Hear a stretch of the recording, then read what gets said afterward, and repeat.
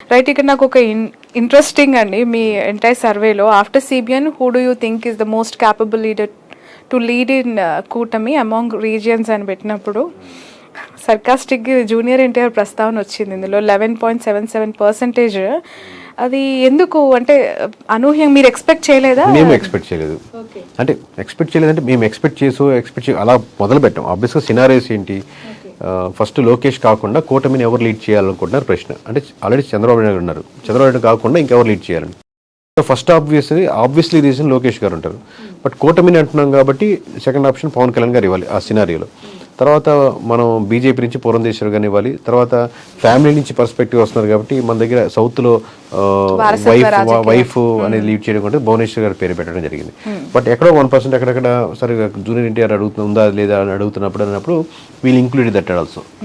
Include చేసినప్పుడు అప్పుడు అనూహ్యంగా అది మీరు చూస్తుంటారు, ఒక దగ్గర టీడీపీ కోట్లు వేసిన వాళ్ళలో 7%కి వెళ్ళింది, వైఎస్ఆర్సీపీ కోట్లు వేసిన దాంట్లో 21%కి ఎంతో వెళ్ళింది అరౌండ్. సో ఈ టోటల్ ఆన్ యావరేజ్ చూసుకుంటే 11% ఇర్రెస్పెక్ట్ ఆఫ్ ఏ పార్టీ అని పక్కన పెట్టుకుంటే అనూహ్యంగా 11%, అరౌండ్ 11.6 11.4 ఎంత ఉంది, 11.77% అనూహ్యంగా జూనియర్ ఎన్టీఆర్.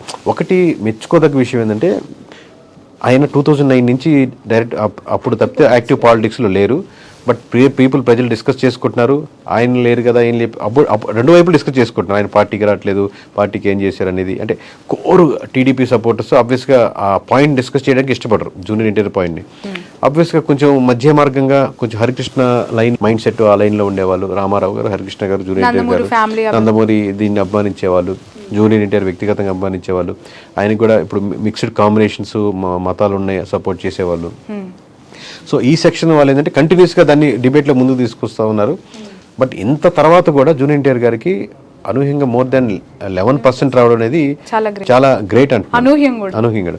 అండ్ ఇంకొకటి, రాయలసీమలో 15.1% అవుట్రైట్గా వాళ్ళు, అంటే majority of among all regions 15.1% Rayalaseema ప్రజలు జూనియర్ ఎన్టీఆర్ గారు ఉండాలని చెప్పి కోరుకోవడం.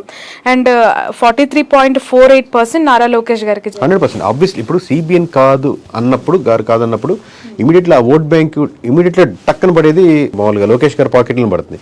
బట్ అనూహ్యంగా పవన్ కళ్యాణ్ గారు కూడా అదే పర్సంటేజ్కి 39%, అంటే అరౌండ్ 40-43 అనుకుందాం అనుకోండి. 40-43లో 3-4% డిఫరెన్స్ ఉన్నప్పటికీ బట్ ఇక్కడ పవన్ కళ్యాణ్ గారికి అంత ఓట్ బ్యాంకింగ్ రావడం కూడా చాలా గ్రేటే కూటమి తరపు నుంచి. బట్ ఈ కూటమి ఉమ్మడి పార్టీస్ అన్ని కలిసి ఉన్నప్పుడు ఇది వర్తిస్తుంది 100%. బట్ విడిపోతే పరిస్థితి అది లాజిక్ వేరే అండి, సేమ్ అప్లై అవ్వదు. ఓకే.